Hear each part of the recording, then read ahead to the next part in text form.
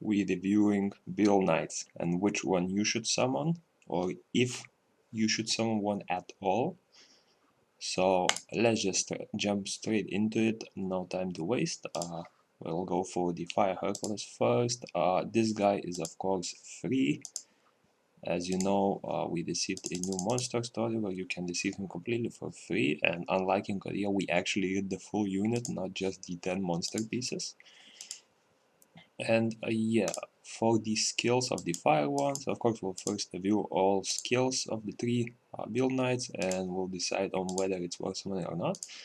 So the first skill, just regular attack, a little higher multiplier than most monsters, but nothing too special.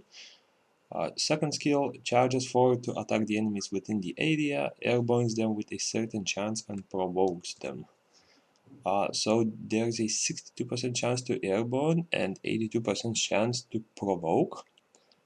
Instantly, the first use I found for him is in the Naraka raid, where uh, after the first shield wave, I believe, yeah, shield wave, whatever you want to call it, after the first Naraka shield, the boss jumps up and starts summoning those little fire minions, and essentially they do have a really big shield, and you need to break the shield by either doing a lot of damage, but that's most of the time not a viable option, or applying a CC effect. And first of all, this effect is AoE, so it does affect multiple enemies, as well as had two CC effects actually, so you have a really great chance to easily CC those units using the second skill, and if you switch it to a Solar monster, it will only cost 3 mana, so there is no chance you can miss all 3 of those hits, and you will easily CC all those units and drop their shield, so they are way easier to kill. And the third skill applies attack down and crit damage down to enemies within the area with the power of the shield. So this is one of those area of effect skills that work for quite a bit. Essentially, you create sort of an area which for a few seconds keeps applying multiple levels of effects right in here, and it works the same for all 3 of the Beetle Knights, as that's their unique ability sort of. So for the fire one, it applies level 2 attack down and level 2 crit damage down, and keep in mind these do stack, so you will get additional levels if the enemies are within the field.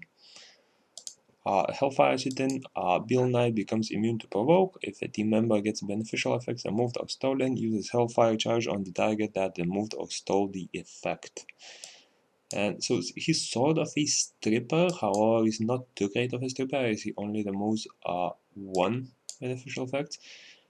Yeah, rather than stripping, it actually removes what you call the not beneficial but harmful effect on your ally, or it gets stolen. So essentially, if your ally loses a beneficial effect, he uses Hellfire Charge, and the skill charges towards the enemy target and deals damage based on defense, removes all beneficial effects of the target, and silences with a certain chance. The damage increases based on the number of beneficial effects the target has. So essentially, he is a stripper of sorts, but it has a very unique activation condition, which in a lot of cases will be hard to activate, as essentially, first of all, you need to have a buffer on your team, as he does not provide any buffs as far as I know. Yeah, he doesn't provide any buffs, so you do need an additional buffer in a form of your summoner or any of your units. And the strip itself is, I'd say, a little too conditional to be considered a good stripper, so I'm not a big fan of this skill in particular. He sort of the strip is good, and the follow-up to the strip is good, as silence is an amazing debuff, but just the activation conditions alone I feel like make him a really hard to use unit and very conditional in most cases. So you might be able to bring him into some PvP scenarios, but even then it's very limited, I feel. And his ultimate, very similar to the third skill, creates a shield area to apply attack down and crit damage down to enemies within the area every second. This effect is only applied within the shield area. So similar to the third skill, this skill actually stacks. I think I mentioned that this one stacks as well, but that's not what I meant. It actually only applies once. This one stacks, and this keeps applying those effects every second. And I'm not quite sure for how long the area stays, but that will have to be tested. I've checked the area itself, and I'll drop a screenshot of it right now. The area is pretty decent in size. However, if you are fighting a ranged to ranged matchup, it might be a little hard to land on all of the enemies.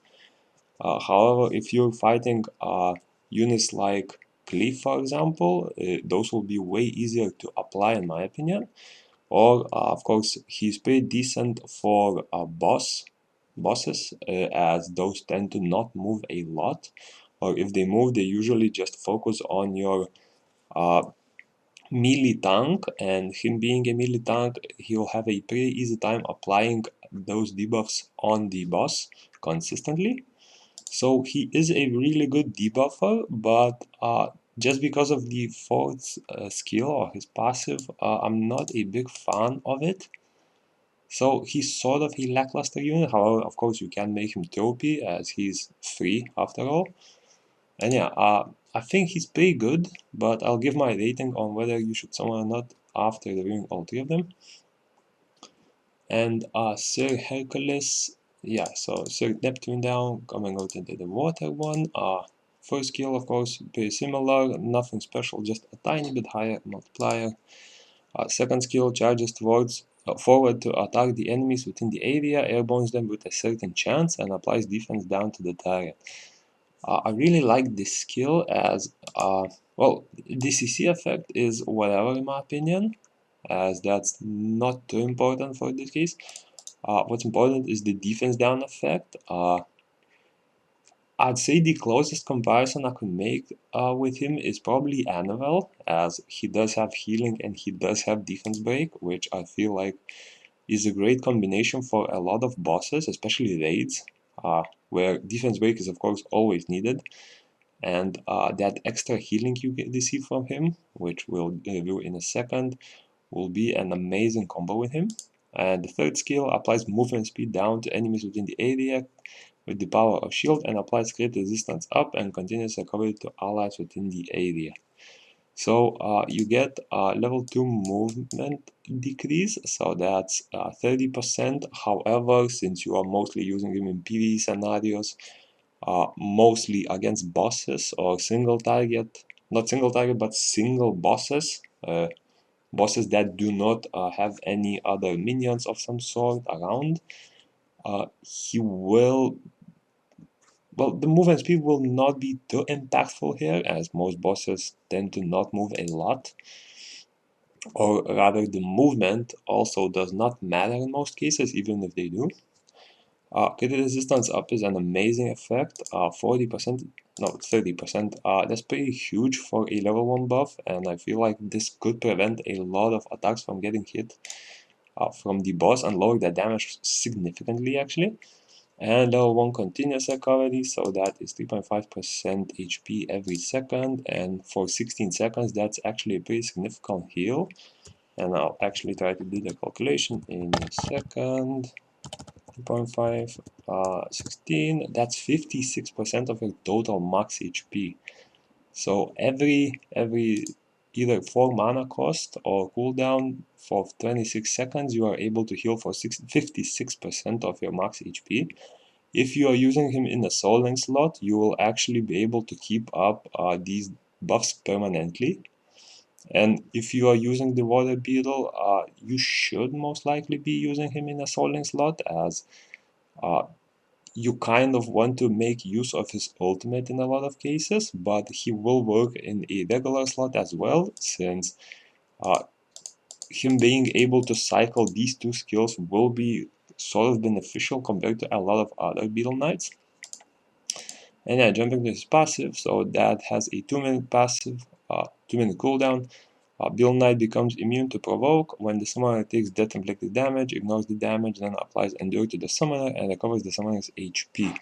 The recovery amount is based on the target's max HP, so you already know what sort of passive this is, and this is essentially a copy of Cleave's passive, where he, at the moment of death, applies Endure and actually doesn't die. The Endure here is longer than Cleave's after the nerf, as Cleave has 10 seconds at max rank, and he also doesn't heal for that much. He does get continuous recovery, but I believe the continuous recovery is a little less than what you can expect here. I'll actually check it out in a second. I think it's in the skills menu, and one of these is the Endure, I believe. Okay, so he gets level 1 continuous recovery for 15 seconds. Okay, so the heal is sort of similar. I think you can expect around 50% max HP heal from here. So yeah, very similar to the Cleave's passive, just that the regen here is instant instead of being over time, over 15 seconds. So yeah, this passive is amazing in my opinion. It will be even more amazing with units that aren't Cleave, as stacking those two passives is sort of loses its value. So that means that with Orbia and with Kina, this will be a little bit better than with Cleave, especially Orbia, since she's a damage unit, and having the ability to prevent 14 seconds of damage on a high damage unit is a really good addition to the survivability of the team and the damage output that you might do for bosses that can kill you. And yeah, Ultimate Iron Shield creates a shield area to apply movement speed down to enemies within the area every second. Applies crit resistance up to allies within the area and recovers their HP. So yeah, very similar to the third skill. However, this time the effects are continuous, so you will be able to stack up, for most cases, you will be able to stack up to level 10 for movement speed down, since those monsters will not be moving a lot, and in most cases I'm seeing this being useful for bosses mostly. I don't see a lot of potential for him in PvP as much as other Beetle Knights. You'll also get crit resistance up, so essentially at higher levels you can probably expect to not get crit at all, and it recovers HP by 5.6% of the target's HP, so not sure how long the ult lasts, but I've been in a raid with someone who has the Beetle Knight, and after they launched the ultimate, we were basically not being burned for like 15 seconds, as soon as we got the burn, even if we are standing in the fire, where you constantly get the burn effect every second, you just instantly out-healed that burn and removed it due to being full HP. So this does last quite a bit, and it is definitely an amazing skill for survivability.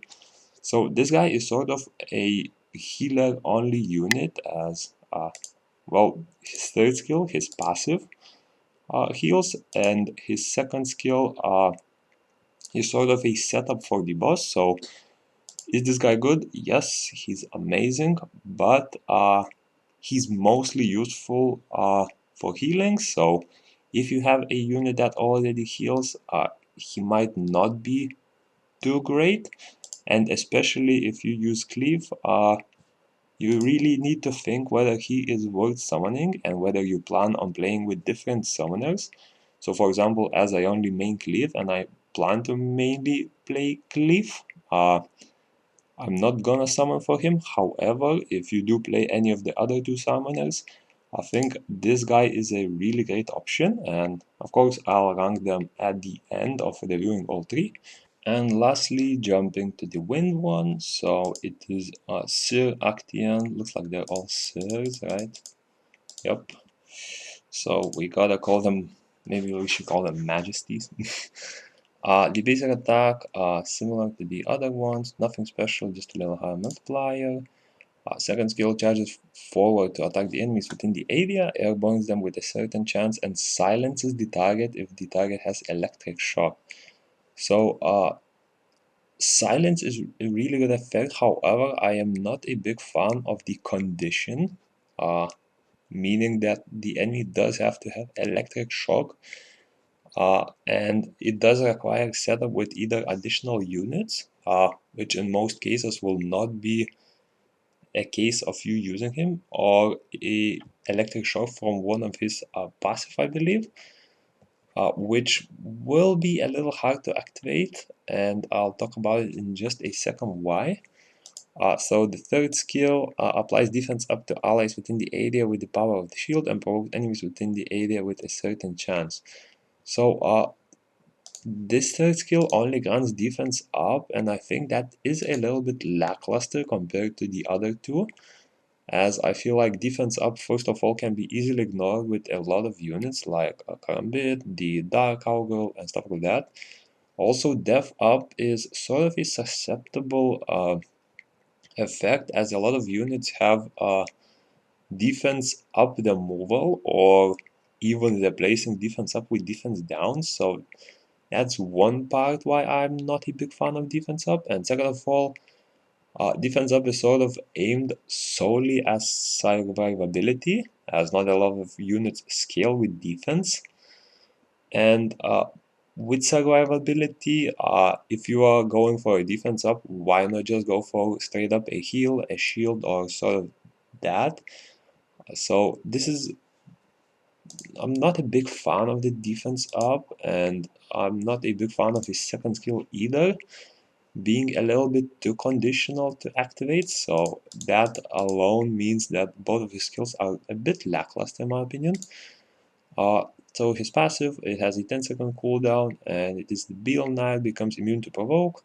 When attacked by enemy, replaces defense up that enemies within the area have with defense down, and discharges lightning that applies electric shock. So yeah, just like I mentioned, even this unit can replace defense up with defense down. So if you're, for example, matched with an opponent, well, it won't happen in RTA, like the real-time arena, but for stuff like Battlefield or regular arena, if you are fighting with two wind beetles, so your wind beetle versus enemy wind beetle, just like I mentioned, you will be both getting that defense down, as it replaces the defense up he adds from third skill, and when attacked, he essentially applies electric shock for 10 seconds. So why this is a bad combo in my example is, first of all, you need to be, how should I say it? You need to be attacked with a specific condition, first of all, for this. This means that you cannot activate this skill whenever you want, and if the enemy has immunity or simply does not have a lot of units in an area, this skill will not be too useful, as it will either miss completely or will not apply all of the effects on all units that you wanted. Second of all, it has a cooldown, so if you miss that initial counterattack, you will be sitting for 10 seconds without a passive ability, and as his passive is the main selling point, sort of, you will not be able to actually do much, and he will be a wasted slot in my opinion. Of course, the electric shock is meant to combo with his second skill, where if you apply electric shock from the passive, you can follow up with the second skill and apply electric shock. However, just like I mentioned earlier, the conditions for it are a little bit lackluster. First of all, you most likely won't be hitting all targets. Second of all, you most likely uh, will not be able to target those targets do not have immunity cleanse or any sort of that ability to prevent those debuffs rather, from landing. Third of all, of course, you still have to go through accuracy and resistance checks, as well as precision evasion checks, so that lowers your chance to land these electric shocks even more. And yeah, just to land that silence effect on the enemy, you need to go through multiple checks and have to actually time it perfectly, which makes him a pretty worthless unit in my opinion. Of course, if you manage to get a combo off, he's amazing, but the problem with that is that in most cases you will not be able to land a combo, which makes him a lackluster unit and just simply not being worth a slot in your team. And for his ultimate, so similar to the third skill, creates a shield area to apply defense up to allies within the area every second and recovers its HP. In addition, provokes enemies within the area every second with a certain chance. And yeah, so he recovers HP by 72% death. I think that's after calculating the stats you can get on average for defense. He is a little bit better healer than the water one with the continuous recovery, as you can scale this healing quite a bit. You can get your units to like I'd say 4 to 5,000 defense, which means you are looking at a potentially 3 to 4,000 heal per second. And while it might be less for max HP units, for damage dealers who usually have like 20 to 30,000 HP, this will be a bigger portion of their health, and it actually scales with his defense, not the your ally's defense. That means that if you build him on purely defense, you will be able to get a huge heal. But just having that defense up, in my opinion, is not enough, as the water one simply outshines him a bit. First of all, due to his passive. Second of all, his second skill. And third of all, just the overall usefulness of this skill. Being, like, in my opinion, all threes are a little bit better than the defense buff and the defense-based healing. So yeah, in my opinion, should you go for Beetle Knights? It depends on the current units you have. If you do not have any good healer options, the water one is definitely worth summoning. Second of all, if you do not play Cleave and main Orbia or Kina, water one will be amazing due to this passive, as this is pretty much the main selling point of Cleave, and having a monster that has Cleave's passive and actually buffed Cleave's passive since the Endure lasts way longer. This will be an amazing unit for you. As for the fire and wind ones, fire I would say would be a pretty conditional summon, but since we already get him for free, and I feel like most of his uses will be in PvE, and PvE units definitely don't need to be awakened at high level. You will be just fine with having him at awakening level 9, and definitely do not need additional copies to get him to level 10 or higher. And as for the wind one, just because of the difficulty of activating his passive, I do not recommend summoning him, as you will definitely be struggling. And while he can do decent combos, most of the time you will find yourself not landing them, or landing them on a 1 or 2 units at most. And yeah, those can most of the time be simply cleansed by the other units that weren't provoked, and basically failing the combo in general. So consensus, water one, great if you don't have a lot of healer options and want to buff up your Kina and Orbia. Fire one, the free one is enough. Don't go crazy with the skill up, or rather the awakening, extra awakenings. And the wind one is a no-go in my opinion. And yeah, hope you enjoyed, and see you in the next one.